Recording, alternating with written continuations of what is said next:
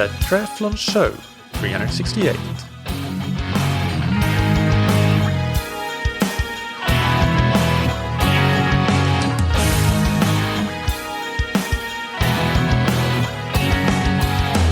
Hey, what's up everybody, and welcome back to another episode of That Triathlon Show, the podcast presented by scientifictriathlon.com.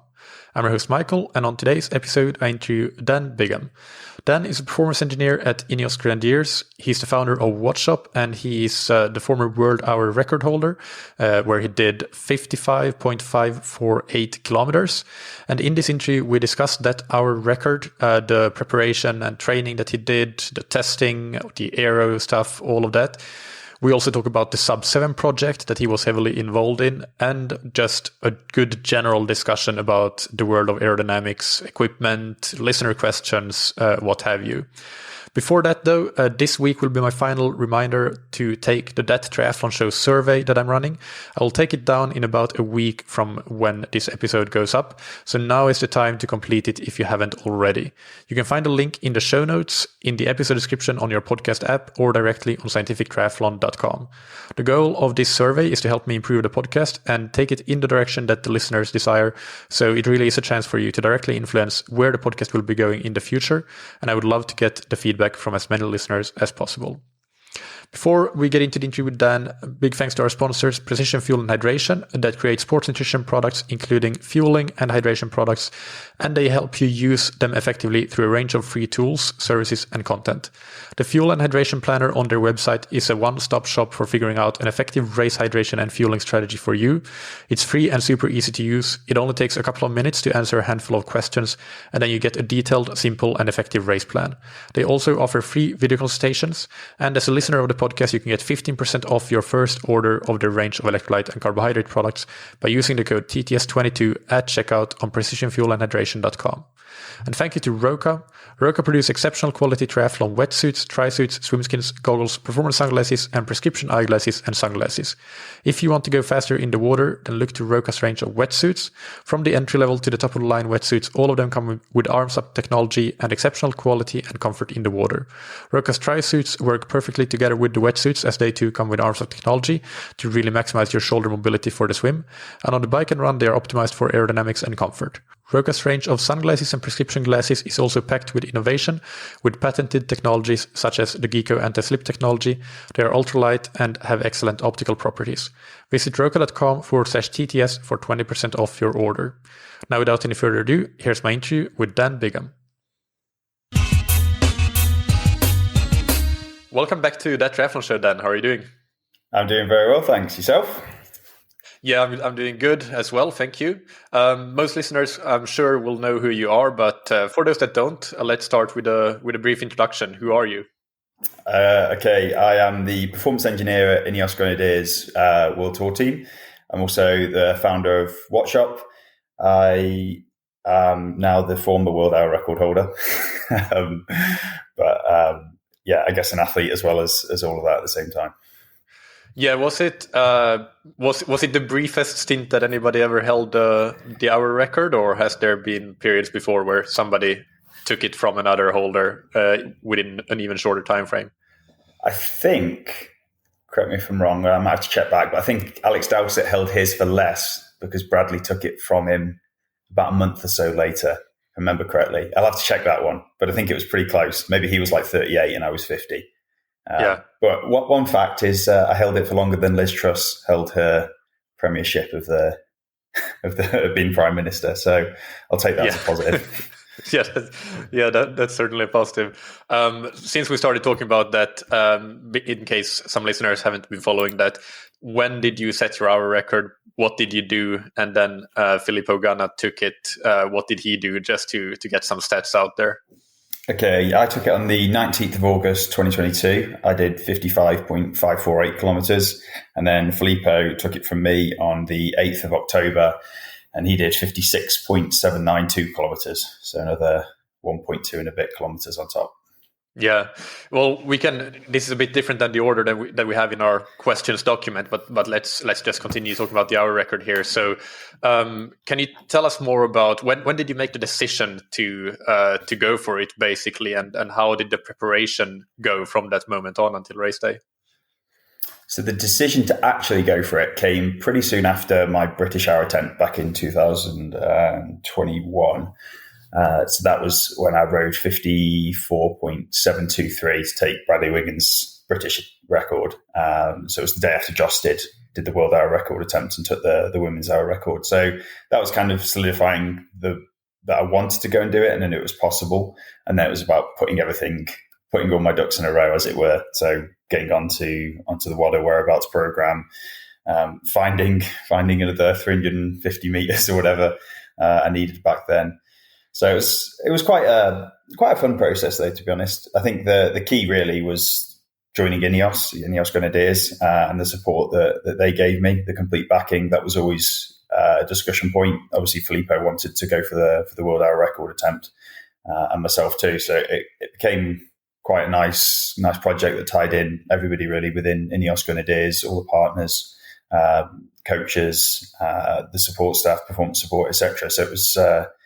A big old project, but it was obviously quite successful at the end, and not just from breaking the records, but everything within the team, the generation of knowledge to then apply to the road to make other people go fast. When did you get really down into the nitty gritty of thinking about, okay, where do you get those last few hundred meters, and how to do that, and when did you start actually training specifically for the event from the moment that you actually decided to go for it? So finding of the distance, I think that is just something that I naturally do day in, day out, thinking about stuff like this. It's not, in some respects, it is a formal process and you have brainstorming sessions and discussions, but some of it's just informal, just sitting, mulling things over, reading different things, whether it's on internet, Twitter, books, speaking to people, just ideas come along. And then as well, just trying to appreciate exactly where my losses are and how I can move those forward. I think I'm always thinking on the energy outside. How can I reduce my drag, whether it's roll resistance, aerodynamics, drivetrain efficiency, etc. It's, I guess, where my passion lies. But then joining INEOS, it opened a lot of doors on the other side of the equation, putting more energy in that, okay, I focus on. Don't get me wrong, I do train. I try and train as much as feasibly possible, as efficiently as possible. But having a lot of intelligent people, I guess my equivalents in the world of nutrition and physiology coming to the party and having all great ideas of how I can either increase the amount of power I have or increase the ability to produce that power in more extreme conditions. I don't think anyone really gave credit to how extreme a condition the hour record is. And that's not just from holding the position and having to ride that power steady state, but it's also things like thermal physiology. And I talk about it quite a bit, but it really is a critical performance determinant for the hour record. So my training in the specific sense, probably, well, I guess my primary focus for the year was always the hour records. I didn't ever kind of switch from, I'm training towards this road race or that time trial through to the hour record. It was always the primary goal. So everything was always tailored towards that. But in earnest, it was probably late May, early June. So after the sub 7, sub 8, I went to Grenchen and we did a full dress rehearsal. So everything at that point, as best as we could make it, whether that was our pre-cooling strategies, nutrition, pacing strategies, best equipment, etc. And that was all behind closed doors, kept quite quiet. But I broke Campanart's hour record there in training by just over half a lap. So that kind of cemented it as we're definitely going to go and do this, but also taught us a huge amount of how to prepare even better. So the finer details to really optimize them and to continue to improve. And obviously between June and August, so just over 2 months, we found just over 300 meters in a multitude of different ways. It's not easy to ever say it was just this, it was just that.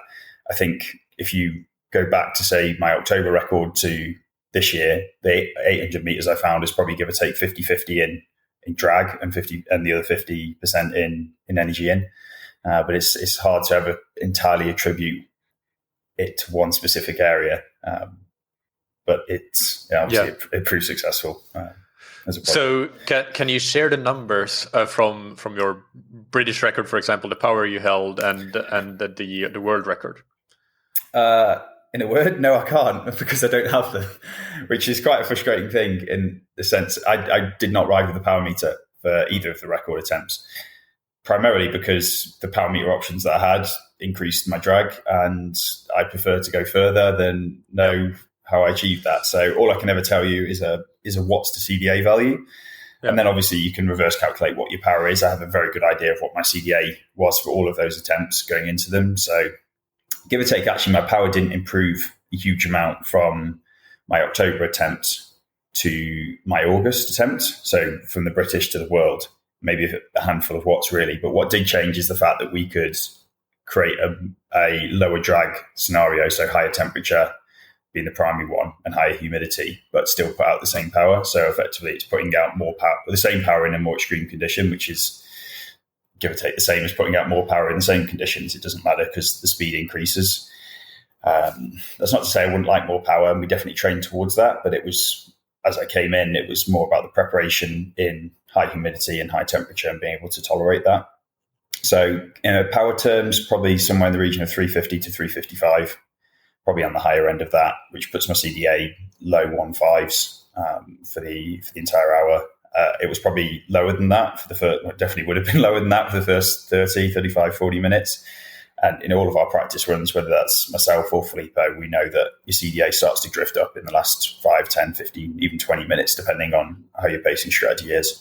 So it's never as low as you can achieve in, say, a 2K or a 4K test run. It's a harder thing to sustain over the entire hour. And that was one thing that we built around our pacing strategies, our coping strategies. Everything was around delaying that drop off later and later and later. So keeping core temperature lower, but also keeping general fatigue as low as possible until later on in the effort. So you're in more of a challenge state and you can focus more on executing good position, good line, and just getting everything out the tank without exploding and falling apart. Because when you fall apart, things go downhill very quickly. Your power obviously drops off, but your position gets worse. So you're kind of doubly done over. You may be 5 or 10 watts down, but you're probably going to lose another 5 or 10 watts in aero. And then suddenly your speed really slows down, and then your optimal cadence is not what it should be. And it becomes pretty grim pretty quickly. So a lot of what we were trying to do was push that breaking point back as far as possible. Mm. And when you say there about the environmental conditions, the temperature and the humidity, is that being different from your October attempt? Is that also something that is different compared to the previous world records that have been set? Did you go more to the extreme with temperature and humidity to optimize drag or minimize drag that way? So I think Campanart struggled because the velodrome he did it at has drastically fast acceleration of temperature. So he started quite early in the morning, and I think he saw like a 3-degree swing across his hour, if I remember correctly. He did. I think it was either him or somebody in his team sent me the data on it, and it was quite scary actually, because you can't control temperature very easily, at least not in that velodrome. It's easy to do in Grenchen. It's very well insulated. The problem then actually becomes when it gets too hot. How do you cool a velodrome down? It's opening doors at the right time of night, which was quite a fun project for Johnny. But I think we were on the safer side compared to, say, Bradley Wiggins. They had a high pressure wave. I think it was something like the worst pressure for an hour record anyway in 10 years in London at the time. So they compensated by putting the temperature up, which was probably one of the worst things they actually could have done. So you see quite a big drop in gross efficiency as your core temp rises. So doing what you can to mitigate that is quite important. But obviously there's a balancing act, because if you drop your temperature and drop the humidity, then the air density goes up and you don't go as fast at the same amount of power. So it's trying to walk that tightrope as close as you can. So pushing it up as high as possible and doing the training to adapt to it. But so what was the temperature that you had during your attempt? I was 27.3 on average, and my humidity was, I think, 53% on average. And I think if you go back to last year, I was 25 and a half degrees Celsius and about 45% humidity. So it's not drastic. You're talking a few degrees difference in wet bulb temperature, but that's still quite significant. Yeah, yeah. So you mentioned some pre-cooling strategies. Can you tell us more about that, and also what other acute and also training/adaptation strategies you used to be able to deal with that temperature? Yeah, so I can't give all the finer details on the pre-cooling. There's quite a bit of cool science in there, but at the end of the day, it's a competitive advantage for the team. So I kind of have to be a bit careful. Yeah. But we, from a training perspective, doing a huge amount in the paint suit. People probably saw that in some of our videos. That was an idea that came from Core. So Chris at Core was basically seconded to the team for that period into both the hour records and had a lot of good ideas and built a very, very good model actually around effectively evaluating where all your different cooling capacity comes from and then how you can influence all those different parameters and what genuine impact on performance that will have. So quite literally tying how much ice you eat in a slush before to how much your power will increase and therefore your distance increases, which is really, really nice to be able to link those two, because even though we know there's a causative effect, it was really, really good to have an objective number put into that. So then around pre-cooling, a lot of it really comes down to keeping as cold as you can before the record. You obviously want some warm-up just from a psychosocial kind of side, but also muscle temperature needs to be slightly elevated. But we tried to do as minimal as possible to keep core temp as low as possible, because you will warm up quite quickly once you start riding. Then at the same time, having a negative split strategy means you're not so worried about having an intense warm up, because you're going to roll out and be riding probably somewhere in the region of 20 to 30 watts below threshold for the first few minutes at least. So even though it's sort of sweet spot area, it's manageable. You can roll into it and build into it. And then beyond that, a few little details, I guess, things like putting my helmet in the freezer. Not going to make any drastic difference, but it's definitely nice to be on the start and feel like you've got a cold head. And then a few things around nutrition, using menthol, SIS of push forward on that and the impacts of it. Again, it's not going to have a physiological effect directly, but psychologically you feel cooler. And I think your body responds to how it perceives it to be rather than how it actually is. So if you feel like you're cooler, you will behave accordingly. And a lot of it is just making sure that you keep your head on for as long as possible. If your head falls off halfway through, it's pretty much game over. Yeah. So, I mean, pacing there must be hugely critical, but at least that's something that is very easy to control on the velodrome in those circumstances when you can get your splits. But obviously you have to have trained for it and know pretty much exactly what you can do and where you're crossing the line, I assume. Yeah, I think that's the positive thing with a negative split. To a certain extent, it's hard psychologically because you're going into it knowing you've got to ride harder at some point, but you can push into it and find that limit. So rather than thinking I can sustain, let's say, an arbitrary number, 55.5, going out at that and seeing what happens, you're kind of waiting for it to bite. Whereas the other way is to go out a bit easier and then push on and find where that limit is yourself. And I think good time trialists who are well attuned to their body can find that and sit on that limit.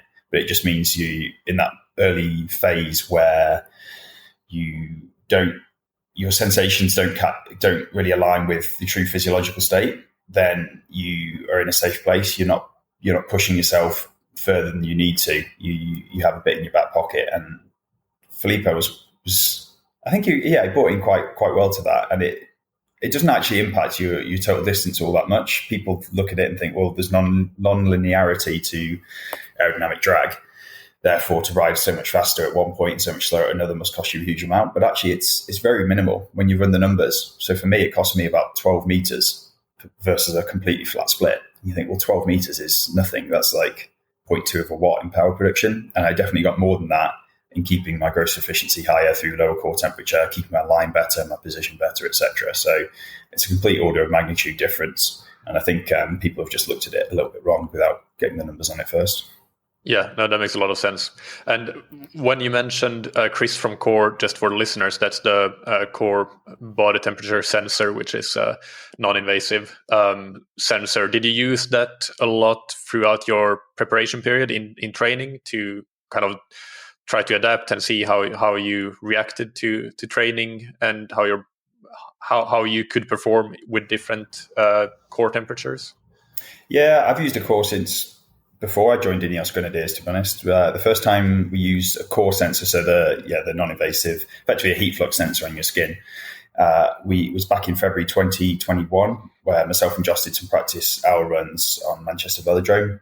And we had other skin temperature sensors and a core body temp pill as well, just to try and correlate the entire thing and understand what was happening. And that was the watershed moment when we realized the importance of thermal physiology, because my core temp was very high, when I began the hour. And pretty much the moment I touched over 40, things started to go downhill very quickly, and I exploded quite dramatically. I was on pace to 40 minutes, and then it all went downhill. So, yeah, I've used it for, I guess, firstly to understand the importance of it, and then secondly for the training side. I think once you understand the sensations of what different core temperatures feel like, it's not a strong necessity. It definitely helps to guide you, a bit like a power meter in the first instance. If you've never had one before, and then suddenly you get one, you don't know what zone 1, zone 2, zone 3, zone 4 feel like. But then over time, if you've used it for a few years and you've done the sessions, you can probably go out and do a zone 2 ride and be pretty close on the power, or you could do a VO2 max effort and get pretty bang on without looking at the power numbers. And it's much the same with the core sensor. It really helps to guide you in the first instance and understand how far to push and how not to go too far, especially with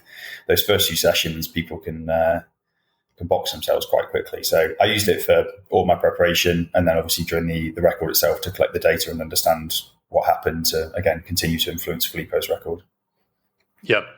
And have you analyzed the? That's a stupid question. I'm sure you have analyzed it in detail. But was there anything in your review of the event, of the attempt, that did not go to plan? Like, did you leave anything on the table, or was it as perfect as you could have expected it to be? Really, I wish I did have more things to say to do this better, but genuinely, nigh on went perfectly. There's such fine details of like, maybe I could have done this slightly better. But I'm splitting hairs, literally like a few meters. So, for example, in my last 5 minutes, I played it a bit safe in the sense of I knew I had it not in the bag, but I knew I was going to break the record as long as I stayed on my bike. So I knocked it back on my line in the sense of not riding as close to the black as I had done for the rest of it, just so I didn't hit a pad and have a puncture or do something stupid. And okay, it won't have cost me a huge amount, maybe a couple of meters a lap for 20 laps, so maybe 40 meters.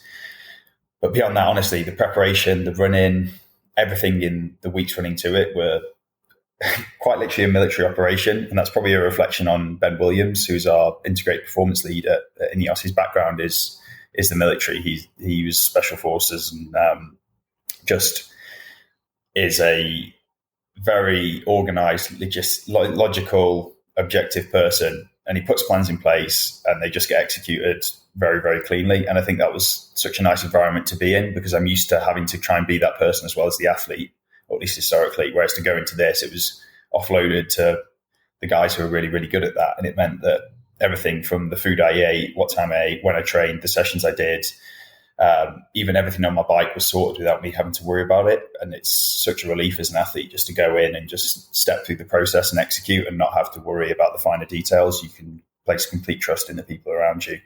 And that, meant that, honestly, there's such small things that maybe could have gone better that, I'm talking maybe best case, I might find 50 meters. So, I'm happy with the day, but equally it'd be nice if I could find 1.2 kilometers somewhere, but I don't think I left 1.2K on the table. Yeah. Well, that leads to the final question about the hour record, which is actually getting into the training. Like, can you describe a typical training week in terms of the workouts that you did and so on? I don't think there was ever a typical week. I think my lifestyle doesn't really suit consistency of, like, for example, going up and doing 4 weeks of the same thing with a bit of progression. I would say the vast majority was on my turbo. So I used Le Monde Revolution just because you can match your inertia to the track pretty well. On my TT bike, do everything in the skis. That's not to say just the efforts. I mean, I'll happily sit 3-4 hours just in the extensions and get quite comfortable with that. Most sessions I was tagging on between 30 minutes and an hour of heat. So get to the end, put the paint suit on, get your core temp up to sort of 38.5 or so, and just sustain that. I was doing a reasonable amount of sort of sweet spot into threshold efforts, broken hours. So things like 60 minutes where you do 8.5 minutes at just below threshold, minute and a half off, and then step through. So as a negative split, so progress until the last 8.5 minutes is full gas and above threshold. A lot of this as well was done at altitude. So I live in Andorra at just over 1,500 meters. So not super high altitude, but enough that there's one, a stimulus, and two, an impact on performance. So it's obviously making sure that you keep everything within range and don't go too hard up here too soon. And then once I was in Grenchen for the sort of, I think, 8-9 days out, I did a fair amount of track training, to be honest. A lot of it was aero tests, even though that's quite late in the day. There's things always coming, and even down to the fact that I hadn't tested the full printed BioRacer suit. Everything had always been plain, just because it saves time in the prototyping process. But I had that nagging worry in my mind of maybe if they've printed it, it's slower. And just things like that of like, okay, we definitely need to test and check that's fine, and just get all the data that we needed to tick off all the final points once we got there with the final bike, the final equipment, etc. We did some longer efforts as well, just making sure that I was able to replicate the first sort of 15, 20 minutes. So going out at race split, which is below threshold, through the 15 minutes, and then give it a nudge at the back end, just empty the tank and have some fun. But there wasn't any super structured sessions, I guess, in that respect. It wasn't like I was going out and doing 6 hours every single day, or everything was super regimented on the turbo. It was fitting around the work that I had to do and the tests that I had to do and where I was in the world, really. I know that you can't necessarily split it up into a neat 7-day weekly period, but if you would average it out somehow, what do you think, or do you know your weekly volume of training, and also if you average out number of specific workouts like the ones you described with threshold, sweet spot, and so on, how many of those would you fit in, in a week? So probably around 2 specific sessions a week.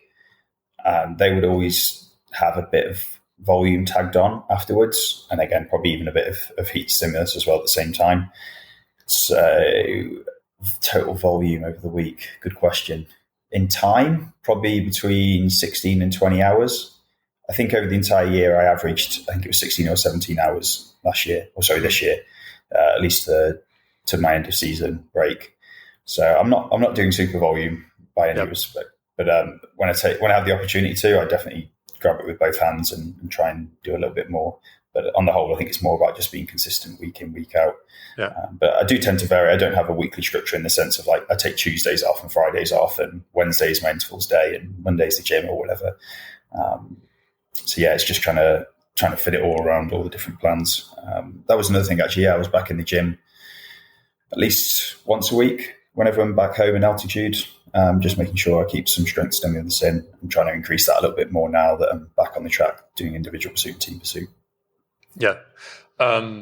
When you did the non-specific sessions, the rest of your training, did you try to hit a zone 2 in a 5-zone system, so a little bit of a higher aerobic stimulus, or did you go as easy as your legs felt like going off and being like comfortable in zone 1? Zone 2 and 5-zone system, definitely. I'm one that probably pushes a bit higher towards tempo, maybe even towards SAP at points. But I'd say definitely in a 5-zone model into zone 2, and I'll do 3 to 4 hours straight through on the TT bike on the turbo, maybe like a 5-minute break in the middle just to go to the toilet. I live in a ski resort, which is great for the altitude, but I'm not a fan of hills. And I also don't like the wasted time of descending. So if I climb for an hour, I've got to descend for 15 or 20 minutes. So if I'm doing a 4-hour ride, probably 25% of my time is wasted time. And that really frustrates me because I'm quite time crunched. So yeah, I tend to do most of my training indoors on the trainer, and keep it in a tight power band, and just crack it out. And erg mode or sim mode? So I'm on a Le Mans, so it's free choice. There's no erg or sim on that. Oh, okay. I have a kicker and I have a Neo T2 2T as well, but I don't use them quite so much. I really just prefer the feel of the Le Mans. So you can model it and figure out what its CDA is, CRR, drivetrain efficiency, mass, etc. Sorry, not drivetrain efficiency. Obviously, that's really in the drivetrain. But it means that you can match your inertia to what you would get on a velodrome or on a time trial. Whereas it's harder to do or you definitely can't do it on the tacks because of how it is. And on the kicker, you can't easily change those values. So, yeah, I think my neighbours probably hate me because Le Monde is not quiet. It's like a jet engine taking off, but yeah, I enjoy it. All right. And I want to ask a little bit about Sub 7 as well. I had your teammate Jacob Tipper on, and so we're not going to go into great detail on this, but I just want to ask you, for that event, what power did you hold? Did I say Sub 8? Sub 7, Sub 8. Sub 7 for you guys and Sub 8 for the women. What power numbers did you hold? And also what kind of variability did you experience due to it being a team time trial where you spend some time on the front and some time on the back? Okay. Try to remember the number. I've opened up one of the analysis documents I had from one of our training sessions, which was quite interesting. So the circuit we did it on was just over 5 kilometers long, but it basically is a big velodrome, 2 big straights and two banked corners at the end. And we did a 10-man team time trial, 1 lap turns, to calculate everyone's CDA at every single position, so we can figure out everyone's draft efficiency, and then the CDA at man 1, and then we could use that to figure out who we should ride in the team, and also just to get an idea of physically what is going to be possible to plug that into the model. We wanted to give everybody power targets rather than speed targets because we knew the wind was going to be quite variable. I think off the top of my head, most of the guys were between 410 and 450 on the front, depending on their CDA. So our CDAs varied from sort of basically 1.6 to some of the guys were sort of low 1.9s. So obviously that's quite a difference in power because on the flat surface, it's pretty much what's the CDA. So some of the guys are doing short turns. We broke it down into half laps or laps, where I think only myself and Dowsett did full laps. Maybe John did for 1 or 2 turn. We varied it up depending on how we were feeling. And to be honest, I blew my doors off with about an hour to go. I was, give or take, hanging on. I had good prep. I'd come in from altitude and probably mistimed that a little bit. But I also, during the week, had to fly back for my sister-in-law's wedding. So I flew back in the night before. So I didn't get to bed until gone midnight. I know that's not ideal prep, but it's the way these things work out sometimes. So a late night and an early start and probably some mistimed altitude. And yeah, it just was good for a few hours and then pretty terrible for the last sort of 45 minutes or so, and leaned on the other guys. But we actually paced it pretty well. We went out with a target of 55k an hour. I think I remember originally when myself and Tipper ran the numbers and then mentioned it to Ali Brownlee, because obviously he was the original athlete that we were working with. And he was like, "Are you sure? You really think we do that?" I'm like, numbers say so. I trust the spreadsheet. We normally do. It should be all right. And we got there and started to run the numbers, and it did start to seem possible, but we knew it was going to be that last hour when it all either unfolds or just about holds together. And the heat was probably the big factor for a lot of the guys. It was 30 degrees with basically no shade and basically no rest either. We reckoned the fastest way was to keep all guys in the line at any given moment, not to rest them. In retrospect, it was probably something we should have looked at in a bit more detail and maybe taken the opportunity to take a few guys out, rest them a bit better, cool them down.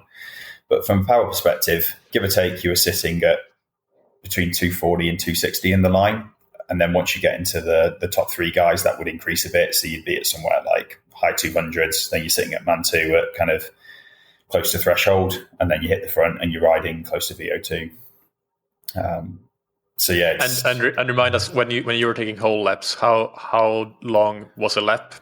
Just over 6 minutes. So we were getting lap splits actually through the radio, which was quite good fun, to be honest, because we were like just trying to chip away and get faster and faster and faster. And I think Alex set the fastest lap with about 2 or 3 laps to go. God knows what numbers he did for that. I'd have to check back. But we did I think 58k an hour for a lap, wow. Which was pretty awesome. I mean, it was grim in the wheels. And I think Joe, on the end of that lap, he was like, hold, because he was going off the back. And it was a bit unnecessary, but equally quite fun at the same time. Mm. And well, do you know what your spikes were like when you had to accelerate to get back onto the wheel when you were rotating? What kind of sprint or not sprints but power spikes did you have to put out? It wasn't too bad actually, to be honest. No more than a few seconds at maybe mid 400s. So we were always changing on the banking, which meant you got the advantage of a bit of height and the extra distance. So you never had to do a big, strong acceleration. Whereas if you change on the straight, you're going to have to lose speed and then regain that speed, and you can't store that energy through going up high. So that was just another reason of reducing the spikes of that. And to be honest, the line was quite smooth. There were moments, don't get me wrong, where you're having to respond, especially in the tailwind sections. If it was a moment, because the wind kept changing throughout the entire race, there were moments where it was headwind, tailwind on the straights. And if you came through the corner from the headwind section onto the tailwind section, obviously man one accelerates because suddenly the force balance means that they need to be at a higher speed. But acceleration power is the same throughout the entire team. So as you accelerate, if they're putting out 100 watts of acceleration power, so is everybody in the line.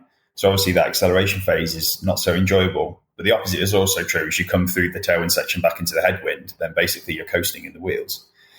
So it's hard to balance that out, but it's just the nature of how the physics plays out in an event like that. Yeah.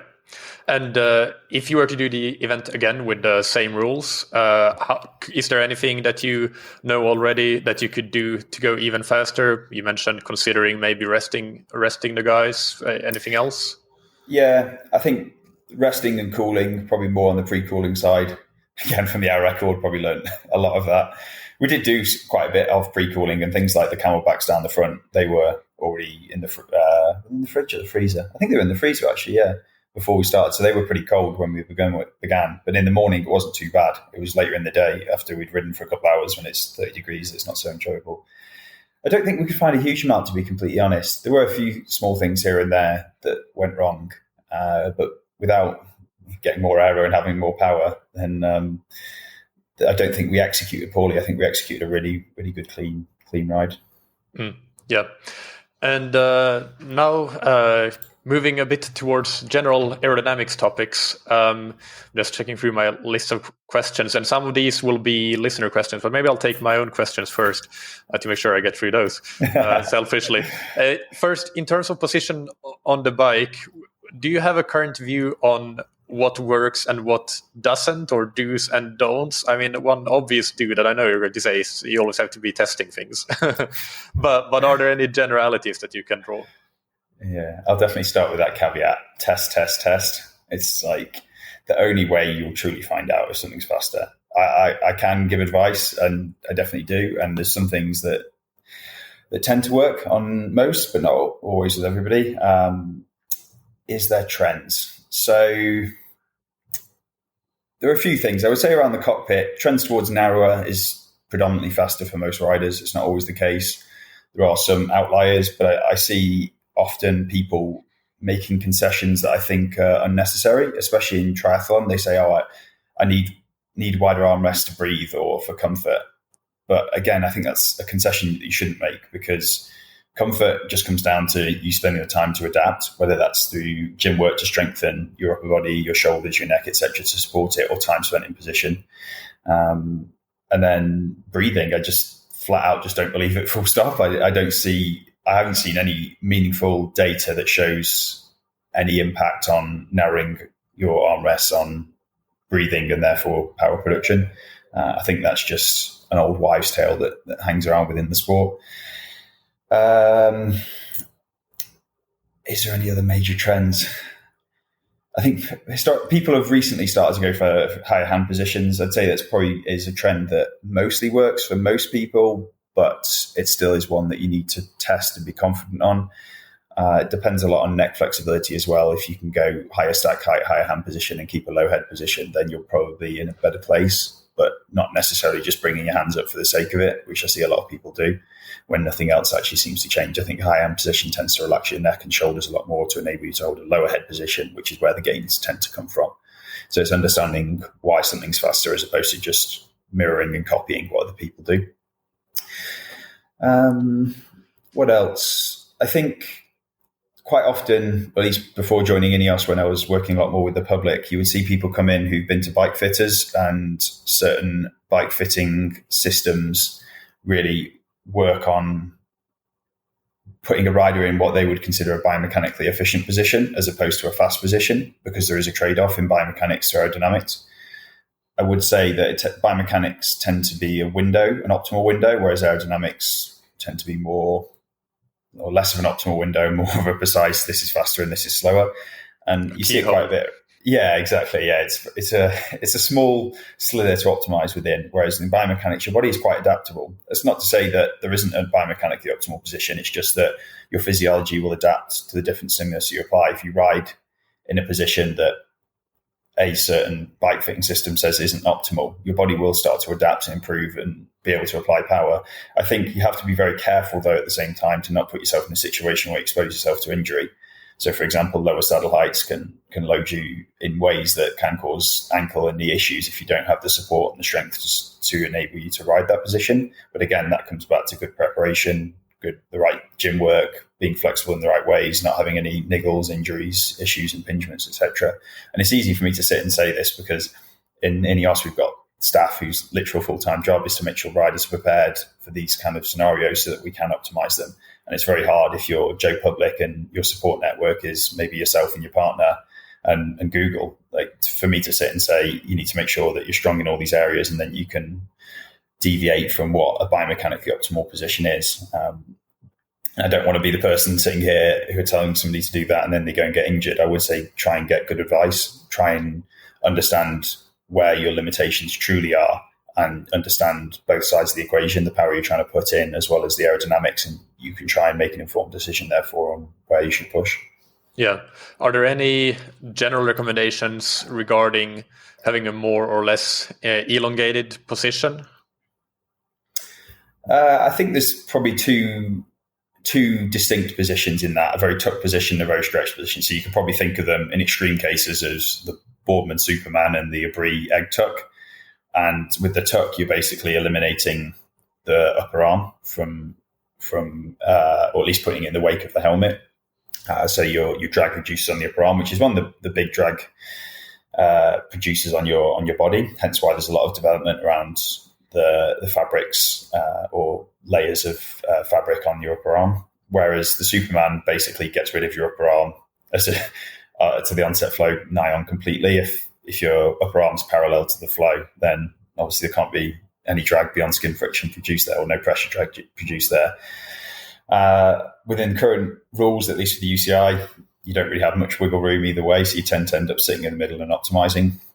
But it comes down to a test. Some people tend to perform a lot better in that tight, scrunched, short tuck position. And that seems a lot more commonplace. So people like Remco Evenepoel, if you look at his position, he's the epitome of that. And then, others go towards the Superman. I think it's rarer, at least in the men's World Tour peloton, because you can't achieve it within the regulations. Whereas in the women's World Tour peloton, you can see it at least a little bit more commonplace. It's easy to achieve when you're smaller within the UCI regulations. And then if you go and look at the UK domestic scene, it's fairly common to see very stretched out Superman positions. Kyle Gordon's probably a good example of it. He looks pretty close to Boardman in his Superman position on his TT bike. So they're probably the two ways to go about it. I think, again, though, it's very individual, and you simply just got to test and find out what works for you in your scenario, and then what's sustainable as well, because neither position is particularly comfortable in the first instance, I would say, but you can train to adapt it, but it depends where your strengths and weaknesses lie. Yeah. And any trends in terms of equipment?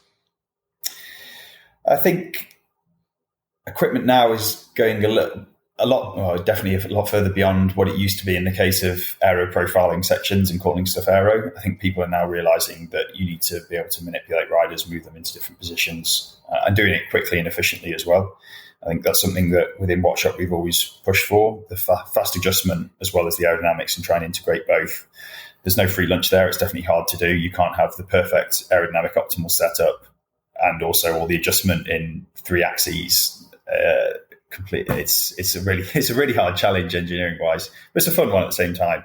So I think most equipment now that is fast is the equipment choices that enable you to move quickly into different positions and tend to move you a lot more. So things like high-sided armrests, for example, provide support, but also move you into the position that you need to be. Similar with aero extensions, they're providing support on your forearm, so then you can relax a lot more. And then even things like Q factor that we've been looking at with our Kratos crank, we know it's a meaningful improvement, but it's very rare for cranks to go to those narrow Q factor Q factors. I think the sport in general has evolved around a set Q factor, and people just run with it because Shimano, SRAM, Campag have said that is the norm, and then every bike designs around it, which becomes again a hard engineering problem to solve. How do you have a BB that is a set width but still narrow the Q factor, have enough heel clearance, etc. But it's one area that we've been pushing towards. So beyond that, equipment, clothing and helmets, they're the two big ones. That's where the most improvements tend to come from. And again, optimizing at your speed, your position is the big win there. And that's why as INEOS Grenadiers, we have so many different options, especially if you look at helmets now. We have 4 different helmets, 2 different visors. So we can really fine tune rider by rider. And I think that's where the improvements really are coming from. That reminds me actually of something that I've been wanting to ask regarding visors. Is that something that's very individual, that for some riders you might go faster with a visor and vice versa? Some riders go faster without a visor? Yeah, I did this test with Canyon SRAM back in 2017 or 2018. I think it was 2018.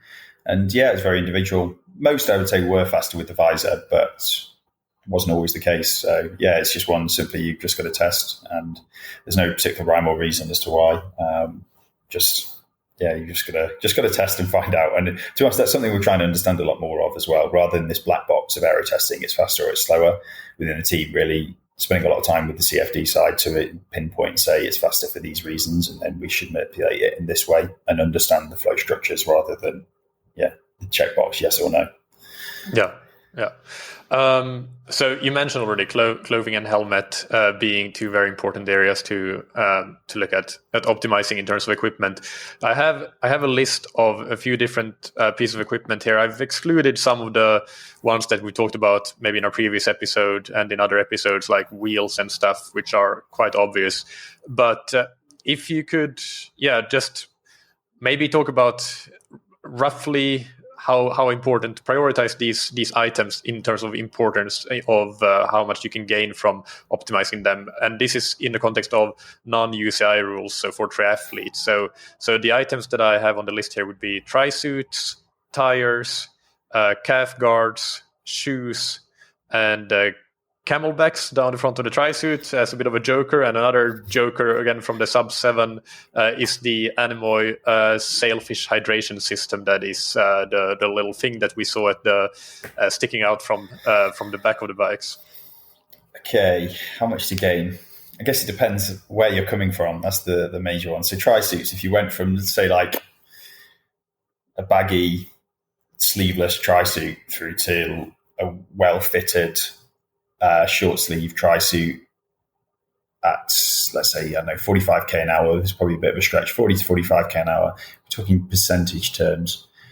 You probably see somewhere in the region of 5% drag reduction, I think, in that. Again, very individual, but that would be off the top of my head. I haven't done a back-to-back on that in many years, so trying to put the numbers off the top of my head of what we used to see in sleeves versus not. It's quite scary, actually. And especially nowadays, you still see people racing some top-level races in sleeveless trisuits. And it blows my mind, honestly. There's so much to gain from that area that 5% drag reduction is massive. And you could be even more. It depends on the size and shape of your arms and the position and the helmet you wear, etc. But yeah, at least go short sleeve and the right material. And there's a huge amount to gain there. And bikes, I'll jump off the tyres and go into calf guards quickly because that as well is a big area. It's effectively cylinders in airflow are terrible, and we're doing all we can to keep flow attached around the cylinder, hence why there's a lot of development and different fabrics and why one fabric doesn't perform the same as the other. They work with different size cylinders, different densities, different speeds. We optimize around a thing called Reynolds number, which effectively normalizes for all of them. And yeah, you can see a huge amount. Again, probably a bit less than 5%, probably somewhere in the region of probably 3% in calf guards, I would say. But it could be more. I have seen more in some scenarios, but on the whole, you're talking quite a big reduction in drag. So if you've got 200 watts of aero drag, there's 6 watts. If you're going faster, then obviously it's more power. But in CDA terms, you'll probably reduce about 3% or so.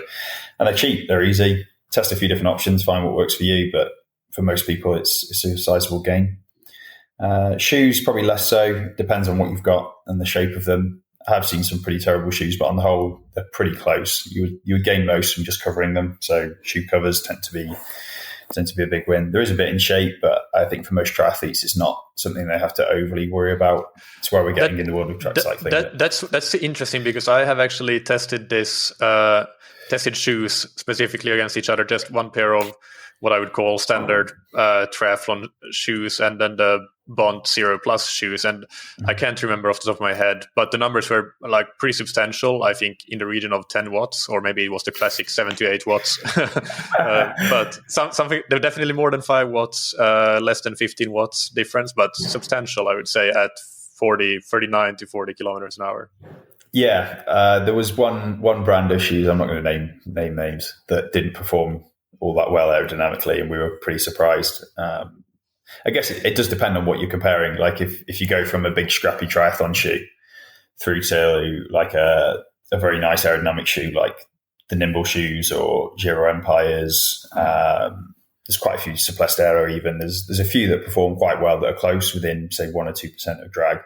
That's where I think that a lot of triathletes, including myself a while ago, don't really realize how important it can be. And there are a lot of those, the regular shoes around. So yeah, maybe all of the aero shoes perform similarly, but they might be a class above a lot of the shoes out there. And a lot of us don't really think about that they can be important. Yeah, I think your test probably is more a reflection on how little I've tested all the different triathlon shoes.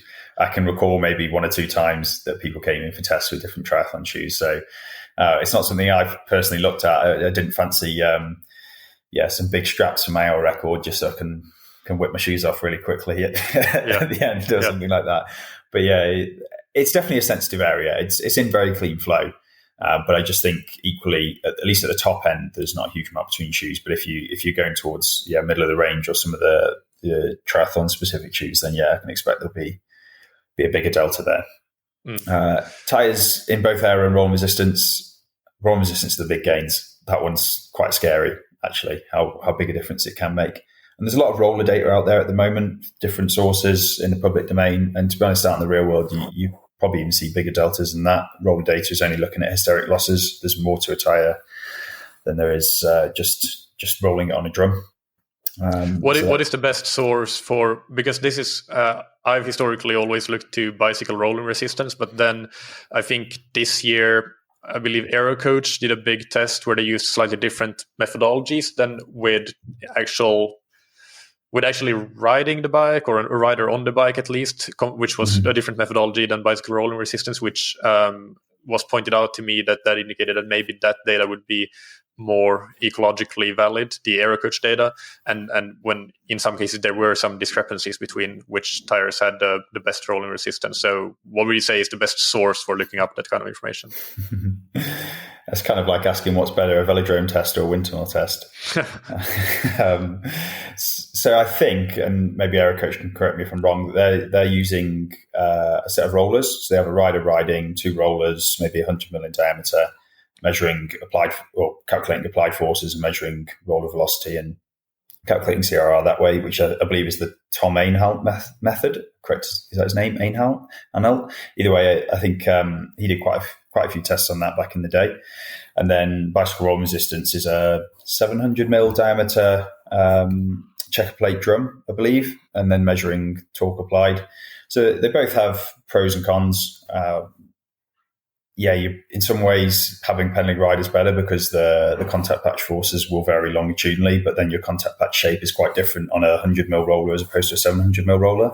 It's still curved. Ideally, you want a flat surface. It's very hard to do. They do it in motorsport. They have effectively doing it on treadmills. I've seen that being done as well. But again, you're primarily looking at hysteric loss there, and there is the damping loss. It's significantly harder to measure and put a value on, hence why you can get different data on the road. On the whole, though, tires that are good hysterically are probably good at dealing with damping losses at the same time.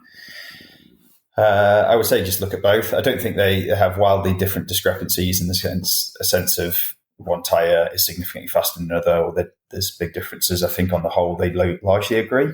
Yeah, they largely agree. I think it's more about, is this tire the best or the third best? So those kinds of, it's not if is one the best or like middle of the range. That's not what it's about. And I can't remember. Probably the magnitude was quite small. The magnitude of the delta between them. But yeah.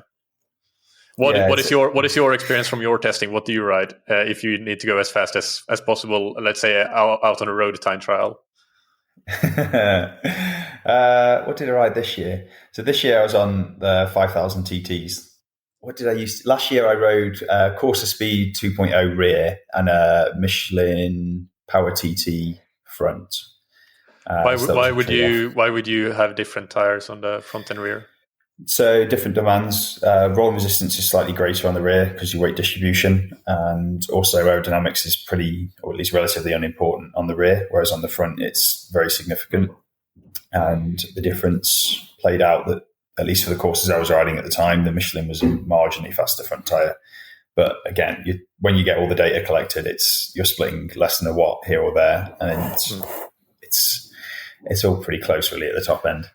Have you ever considered or advised somebody to ride a narrower tire on the front than the rear? And is that something that has any kind of significant difference compared to riding the same width on both? Yeah, I'd say most of my recommendations would be to go to a narrower tire on the front. It obviously depends on where you're coming from. But on the whole, a narrow tire is more aerodynamic. I think there used to be this 105 rule. I think it was Josh Portner that came up with it, when they had tubs of a set size and a rim of a set size, and they wanted a 5% difference between the two, which you don't really get nowadays because you're effectively, with a clincher bead, you have a tangent, or give or take a tangent, and you have a spline of a set length. So it just changes the profile of the tyre slightly. So a 23 and a 25 won't ever measure 23 and 25, but the actual profile of them will be different on the wheel. So yeah, typically narrower is faster aerodynamically, but slower from rolling distance. So it just comes down to a trade-off. But on the whole, for most people who are going relatively quick, the aero wins out over the rolling resistance. But if you're on a slower course or a rougher course, then you would weight more towards the rolling resistance and less towards the aerodynamics. So when you had the Michelin and the Corsa, what were your tire widths on those two? 23 front, 25 rear. All right. Okay. So then those, did we cover tires completely? Did you? Yeah, that was. The conclusion is that they are very important, right? That's what we can take away from it. And then the other two items that we still have to cover were the camelbacks down the front of the trisuit, which we saw you have in Sub 7, for example. And I mean, that might have been just for cooling, but it's actually another thing that I tested was to put some my nutrition in the trisuit, and it was very marginally faster than not having anything. So I'm curious about that one. And then the final thing was the Anemoi Sailfish hydration system. It's camelbacks down the front. I think it is a very efficient place to put hydration. We knew we needed quite a bit, so I think we had it was either 2 litres or 2.5 litres. And if you put that anywhere on the bike, give or take, you're going to take a drag hit. And the front tends to be relatively neutral. I don't know if you can recall, I'm trying to remember who the rider was actually back in the 90s or the noughties, who had a camelback down the front of their skin suit. And of course, the UCI rule changed to say you can only have it on the back. Was it Michael Rogers even who did it? I do not know. I don't recall this. I'd have to check that. But yeah, there's a UCI rule that says if you have a camelback, it can only go on your back, not on your front. And I think that was one of the reasons why. It's an improvement. I can't recall the numbers off the top of my head for what the camelback was, to be completely honest. But it just was the very logical conclusion of cooling. It's easy to get to. We don't have to put bottles all over the bike. And we can carry 2.5 litres, which is basically what we needed for the majority of the race. So that was, fairly sensible. And then the Sailfish, that actually came from a guy, a Swiss aerodynamicist, a guy called Marco Manni, who I was introduced to through another friend, Martin Toft-Madsen. I don't know if Martin's been on your podcast, actually. No, he hasn't, no. But yeah, I'm aware of him. Yeah, he's a really interesting guy. So he introduced Marco. Marco's been a legend in a lot of respects, does a lot of aero development for his own benefit. And this was one of the things that he was testing. And then I did a bit more testing. I was like, there's something in that. And it seemed like a no-brainer for what we were going to race there. So he knocked up 10 of them at short notice and we ran them. It varied person to person. We've done quite a few different tests on different riders since then. on Marco, it was quite yaw sensitive, so it's a good thing at high yaw, whereas on me, it was a better thing at low yaw and not so much at high yaw. I think it depends a lot on your back shape, on the size. There's a lot going on behind your back. There's a lot of wakes being shed, and effectively you're just trying to disrupt the vortices there. So vortex drag behind a cylinder is probably something like 80% or so, or causes about 80% of the drag on a cylinder. So if you can disrupt those vortices, then you can reduce the drag pretty meaningfully. But it does depend on rider shape, hip width, speed, your angle, everything just comes down to it. But it seemed, on most people, it seemed to be a benefit. So it was a no-brainer to put them across all the guys. Yeah. And what would you compare it to in terms of the average magnitude of improvement? Is it like, are we talking something very marginal, or is it somewhat substantial? If maybe compare it to another component, I don't know, calf guards, is it better or like as important as calf guards? So Marco's data, I think it was neutral at 0 degrees of yaw, and then at 10 degrees of yaw, I think it was like 3 or 4% drag reduction. So it was really substantial. Whereas some of the other guys are talking more like 1 or 2%. But it's still, it's a few watts. And then you can obviously use it for hydration or tool storage, etc. Worst case, you're talking it's going to be neutral. Best case, you've got an aero gain and you've got all your storage there at the same time. Yeah. All right. Cool. Let me just see if there were any other. Yeah. So, are you working on any projects within aerodynamics in Wattshop or in INEOS at the moment that you can or want to share details of? I guess I'm always working in projects in INEOS. The problem is I can't always talk about them. Probably can talk about where my interest lies right now, which is more towards tire dynamics. That's not to say I'm not focusing on it on the aero. I definitely do. But the second most important thing is rolling resistance. But your tires do a whole lot more than that.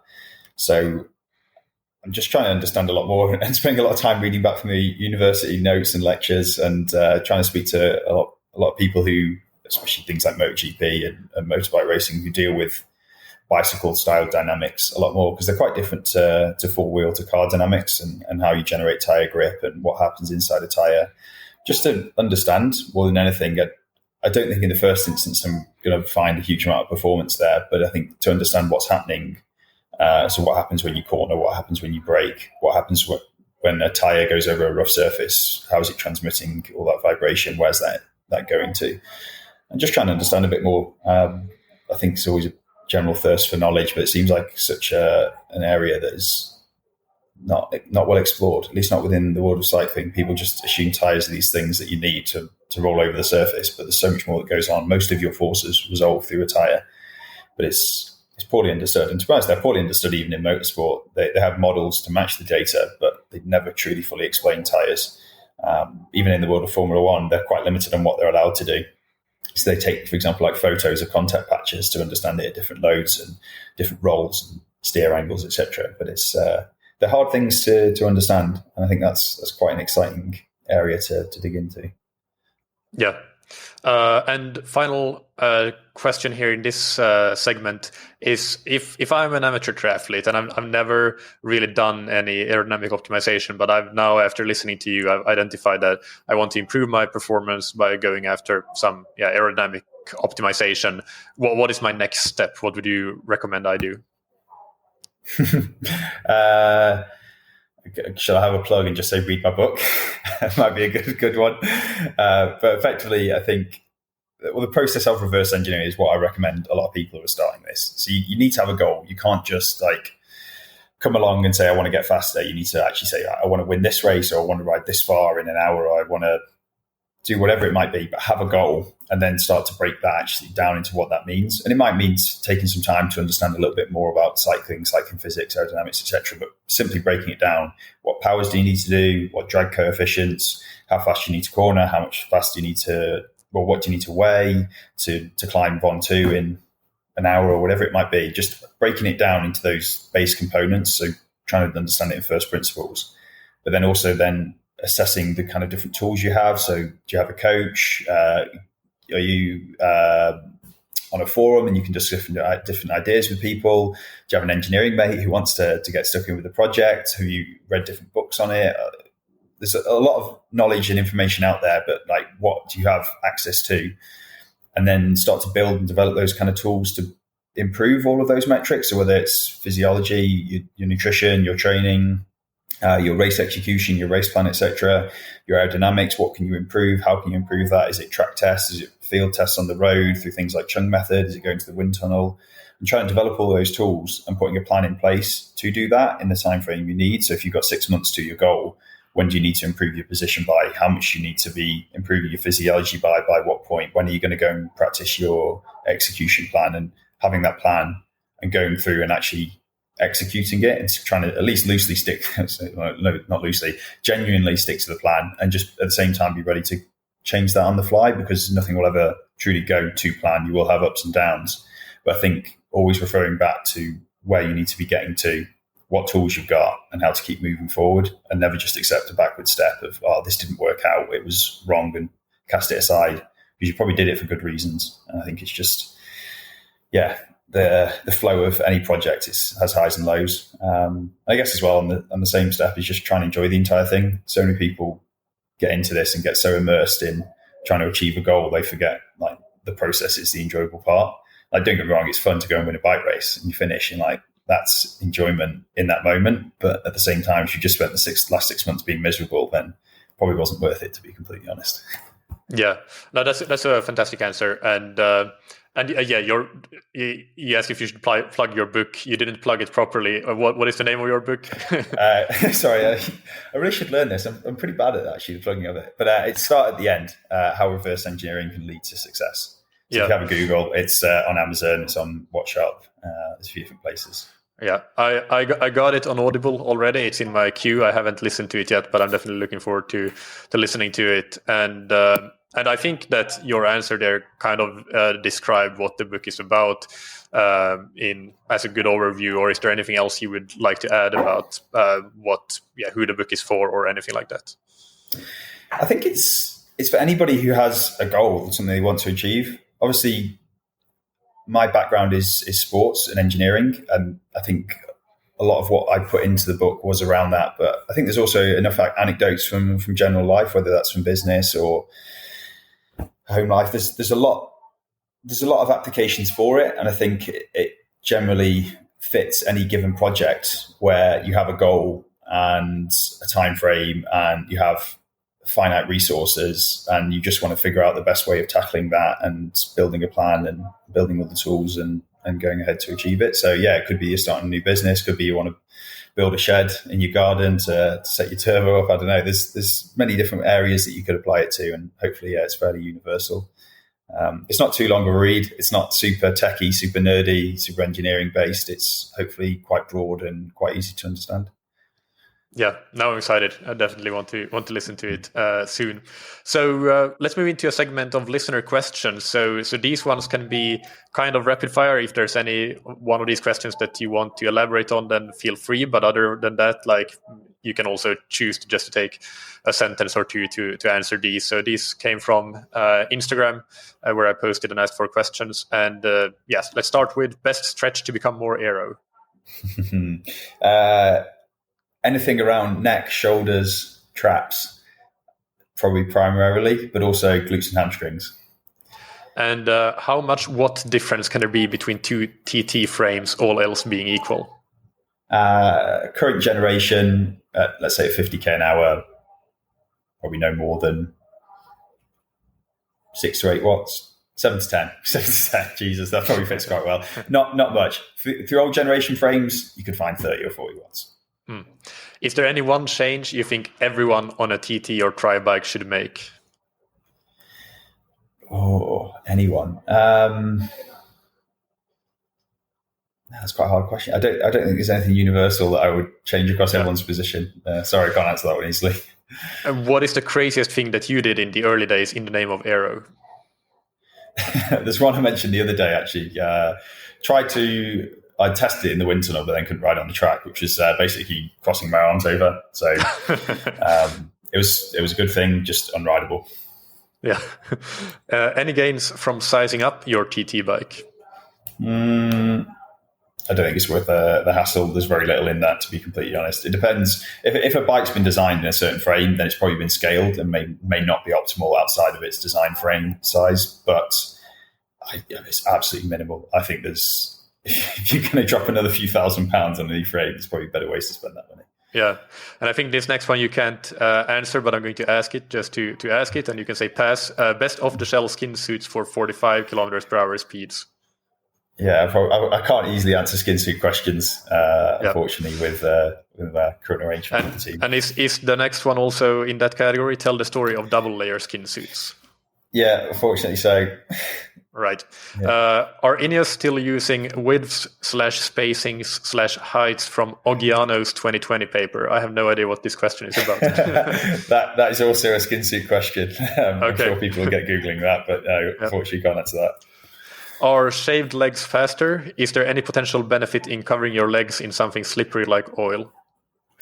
I've seen some data that suggests it's faster, but I don't think it's super clean cut. I don't think there's a huge amount there. Covering your legs, was it Lotto Soudal did that back in 2017, 2018? They had some hydrogel thing. I think they developed it with Bert Block, and maybe it wasn't Lotto Soudal, it would have been a lot of Jumbo. So yeah, there is benefit in covering your legs in something, probably not slippery like oil. You'd want something that creates a bit of turbulence. But on a macro scale, yeah. Well, I mean, one, it's not UCI legal now, but two, it'd be quite hard to do.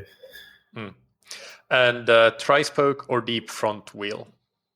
I'm a fan of tri-spokes, especially nowadays we're moving to disc brakes. So it's a little bit easier to deal with all the forces in the wheel. What made our nimble shoe, our record, I assume, nimble shoes more aero than the regular model? They were more aero. So where were they? Did you have customized shoes from Nimble? Yeah, so Nimble have a really cool program called Expect, which basically you can design your own shoe within the realms of what they can produce. So you can have everything from a fully custom carbon shoe, like a lot of people have seen out in the real world, or the brands have done it, like Antilopa and Simmons, and yeah, they can do that. Or you could have something that kind of meets more in the middle. So I'm not a fan of full carbon shoes. I've had a set previously and I found them incredibly uncomfortable. I definitely couldn't have ridden an hour in them. I could barely ride for a few minutes on the turbo. And yes, I ended up with kind of a hybrid between their Air model and what you would typically say is their Expect model, which is the full carbon. So I had like a leather upper, and it was just changing around the shape of the shoe. Nothing like super drastic, but it was just a small 1% improvement or so. Is getting the armrests narrower always better?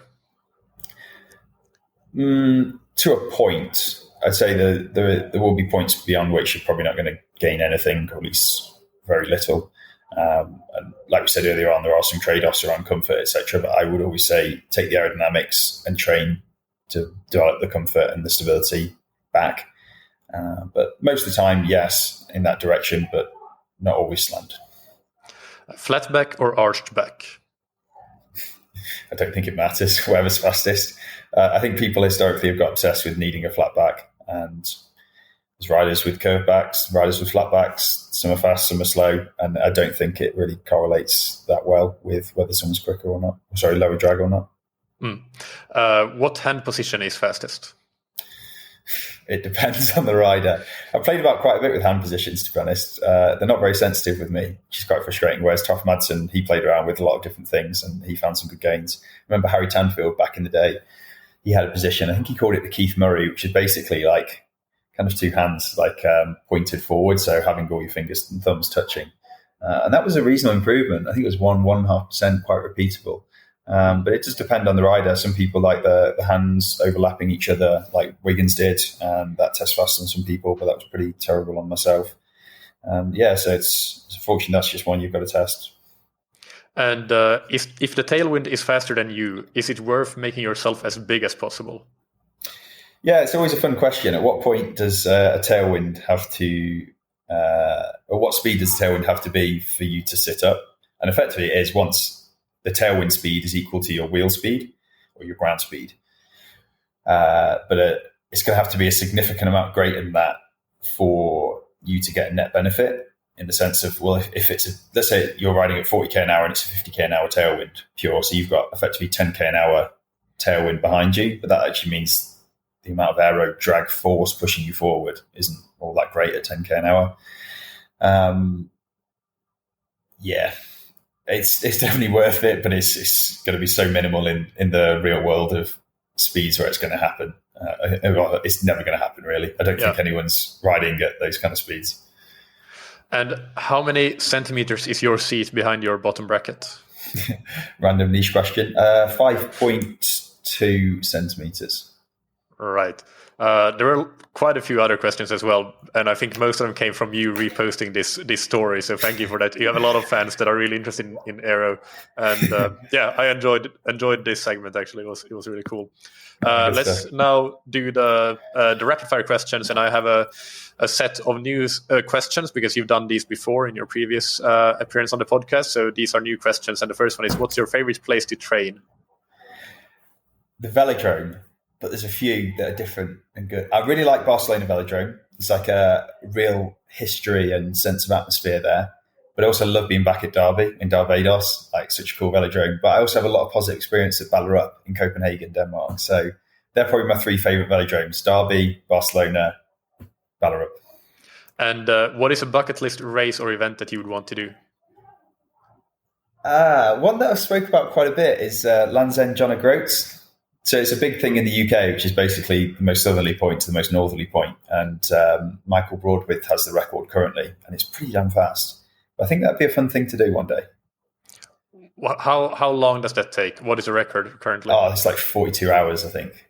So it's basically 2 days on your TT bike. Mike was on, he had a neck brace on by the end. His neck completely failed, and he still got the record.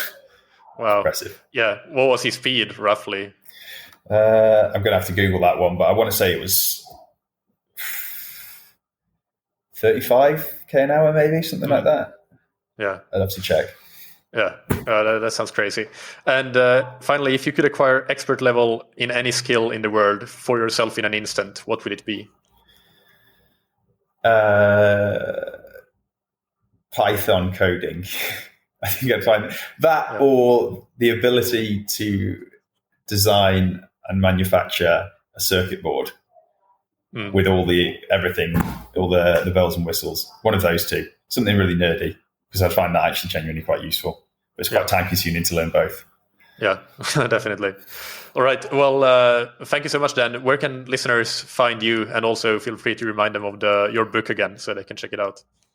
So I'm on Twitter, Dan Biggles, Instagram, I think also Dan Biggles. I'm not on any other social media publicly. Not yet anyway, maybe on Mastodon if Twitter decides to crash in the near future. You can find my book on shopforwatts.co.uk as well as all the other Wattshop components and things. Always open for people messaging on whatever social media platform. Can't always answer everyone's questions, but I try whenever people do. Awesome. Well, thank you so much, Dan. It's been great to chat to you, and I hope to do it again another time. Awesome. Thanks again. I hope that you enjoyed that interview. As always, you can find the show notes on scientifictriathlon.com, where we'll have links to Dan's social media as well as the Wattshop website. Remember to check out Dan's book, Start at the End, and also the previous episode that I did with Dan, which was in episode 229. Also, we mentioned the episode that I did with Jacob Tipper. That was a two-part episode in episodes 344 and 345. And the first of that was mainly about the Sub-7, Sub-8 project, which he did talk about a bit in this episode, but we go into detail on that with Jacob. So those are episodes worth listening to related to this one. And I will also link to the Aero episode archive, or it's more like a search, Aero search on scientifictriathlon.com. But through that link, you can find a bunch of episodes related to aerodynamics. Next Monday, I interview another repeat guest, and this time it will be Olav Alexander Bu, the coach of Christian Blumenfeld and Gustav Iden. At the moment of recording this segment, the grand final in Abu Dhabi hasn't yet taken place, but I will be interviewing Olav right after that, and then we will be able to see and discuss how Christian and Gustav did at the highest level of short course triathlon right at the end of an amazing year focused on long course triathlon. Super interesting to see. I have a massive list of questions and topics that I want to discuss with Olav, and I know this is an interview that people will be very excited about. So if you want to build up towards that interview, be sure to check out the interview that I did with him back in December December of 2020, when pretty much nobody knew who he was, I think. That was episode number 264, and that is a great starting point to then really enjoy the interview that we will have out next week. Before we finish, I want to remind you to check out our training camp in Mallorca at the end of March. You can find all the information on scientifictriathlon.com, and you can email me if you want to learn more and register. It will be an amazing week of training in one of the best places in the world to train. Mallorca has a fantastic range of options for training. The cycling there is stunning. We will have a pool right at the hotel, an outdoor pool, 25-meter pool where we do our swimming. And it is just a great opportunity to train with a bunch of like-minded people and build great fitness ahead of your 2023 season. So check that out, and I hope that I will see you in Mallorca. Finally, big thanks to our sponsors, Precision Fuel and Hydration, that you can find on precisionfuelandhydration.com. Use their free fuel and hydration planner to understand your fluid, electrolyte, and carbohydrate needs and get a specific and effective race strategy, and book a free video consultation with the team if you want to refine it further. Use the code TTS22 at checkout for 15% off your first order of fueling and hydration products. And thank you to Roka, that you can find on roka.com. Check out their wetsuits, trisuits, swimskins, goggles, and exceptional sunglasses and prescription glasses for everything from day-to-day wear to extreme action sports. Use the promo code that you can get on roka.com/TTS to get 20% off your entire Roka order. Thank you, as always, for listening. Keep training smart and keep loving triathlon.